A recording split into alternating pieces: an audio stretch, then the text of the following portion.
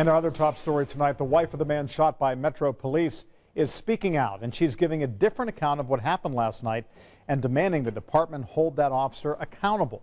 Now, investigators say the woman flagged down police, saying her husband was assaulting her. According to IMPD, the officer intervened. Surveillance video capturing part of the confrontation.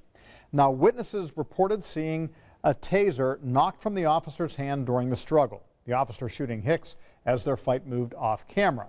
Now, Hicks died at the scene, and the officer had a possible broken hand, bumps, bruises, and a bite mark. Now, the wife of Kevin Hicks says the official police version of what last night's events occurred really didn't happen quite that way. Eyewitness News reporter David McAnally says she's hired a lawyer to press her case in court. Heather Hicks says she wants the police officer held accountable. Police say that officer, at her request, protected her from a violent attacker. Less than 24 hours after Kevin Hicks' fatal fight here with a police officer, his wife reacts. Well, our family's very distraught. We have a 3-year-old child that witnessed the officer doing that. Police say moments before last night's shooting, Heather Hicks called 911, saying her husband was assaulting her in her car. Police say seeing a police car, she pulled into a parking lot seeking the officer's help. Did you feel in danger for your life last night, though? No.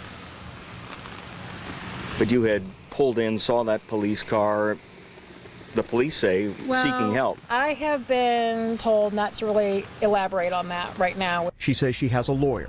Police say the officer tried to protect Heather Hicks, first with a taser, which Kevin Hicks allegedly knocked away. Then Hicks and the officer began fighting and fell to the ground, just out of range of a store surveillance camera. At that point, police say Kevin Hicks may have grabbed for the officer's gun. The officer then fired, killing Hicks. I was there. I saw what happened, and my husband did not reach for the officer's gun. A search of court records shows a long history of domestic abuse by Kevin Hicks on Heather Hicks that reached a deadly climax Tuesday. 16 cases involving domestic abuse since 2005, 10 of those cases dismissed before a trial. The night before Kevin Hicks was shot, there was a warrant out for his arrest. He'd failed to return to a community corrections house. It was part of his sentence on a domestic violence case from last summer. Despite that string of domestic abuse cases, Heather Hicks sent this letter to court last summer asking he be allowed to return home to help raise the child and be removed from GPS monitoring.